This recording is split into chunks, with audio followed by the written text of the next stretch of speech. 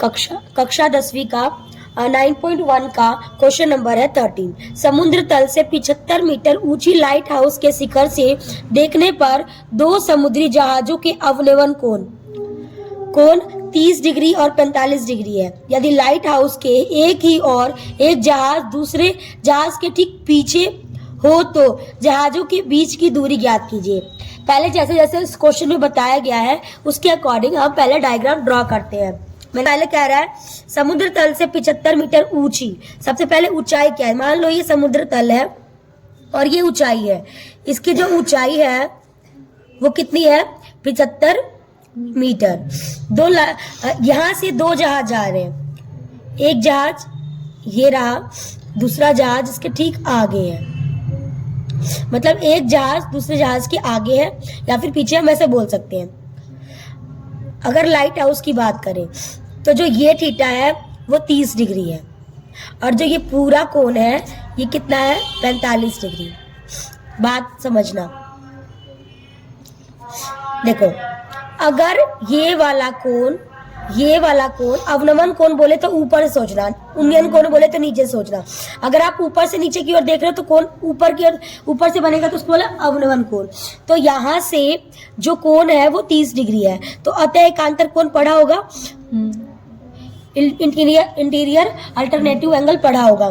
तो जो interior alternative angle के अकॉर्डिंग ये एंगल इस एंगल के इक्वल होगा। तो ये 30 डिग्री, तो ये कितना हो जाएगा, 30 डिग्री। और ये पूरा कितना है, 45 डिग्री। सो इंटीरियर अपोजिट एंगल की वजह से क्या हो जाएगा, अतः एकांतर कोण की वजह से क्या हो जाएगा, ये कोण हो जाएगा 45 डिग्री।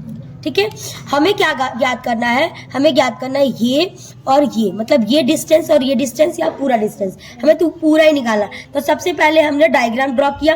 डायग्राम कैसे ड्रॉ किया है, रफाकृति किया है।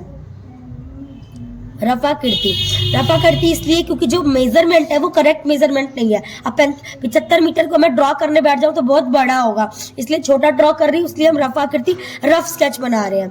ठीक है, अब पहले उसके बाद डायग्राम के दूसरे सेकंड हमारा है, अब हमें नेमिंग करना, A, B, C और D। ठीक है, हमें निकालना क्या है, वी हैव टू फाइंड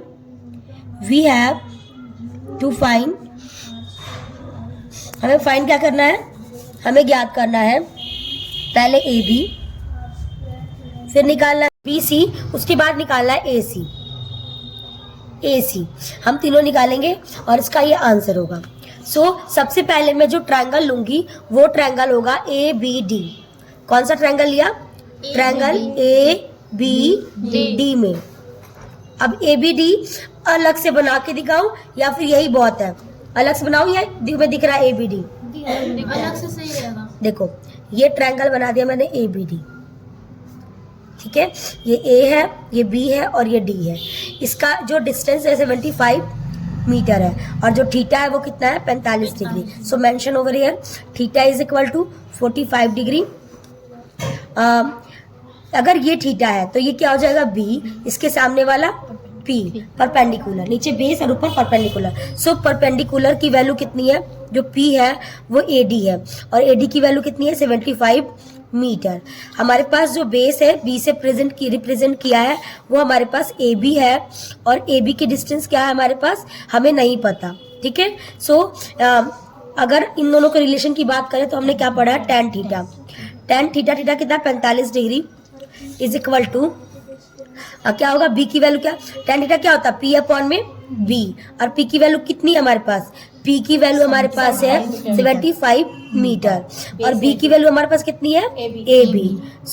अब मुझे डायरेक्टली बताओ tan 45 डिग्री कितना होता है, tan 45 डिग्री की वैल्यू कितनी होती है, 1। सो मेंशन tan 45 की value 1 is equal to P की वैल्यू 75 मीटर अपॉन में AB को इससे मल्टीप्लाई करो तो AB इज इक्वल टू कितना आ जाएगा, 75 मीटर। तो हमारे पास AB की वैल्यू आ गई।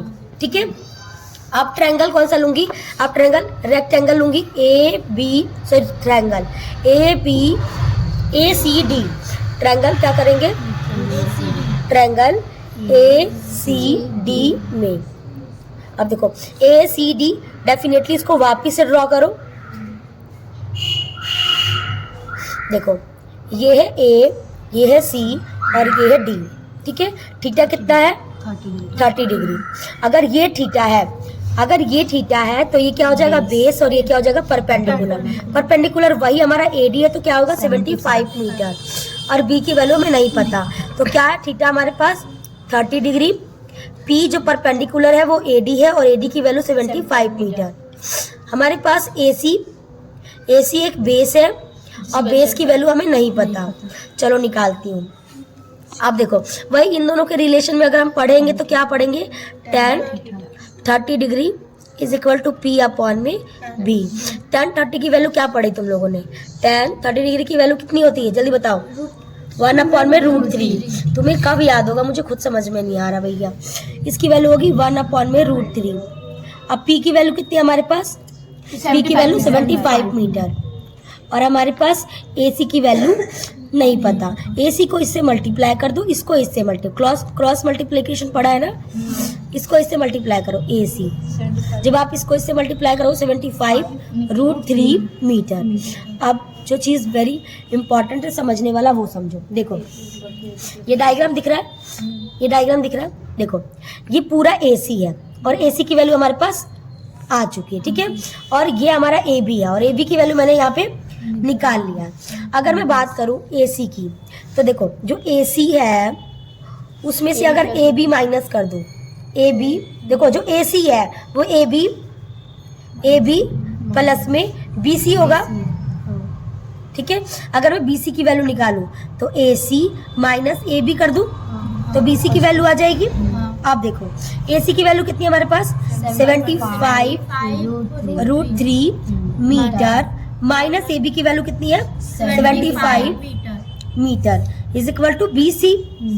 आप देखो दोनों में 75 मीटर और 75 मीटर कॉमन है तो उसको ले लो कॉमन। 75 पहले लिख लो, रूट लगाओ, सॉरी ब्रैकेट लगाओ। 75 इन देखो रूट और 75 और मीटर में से 75 बाहर आ गया तो क्या बचा √3।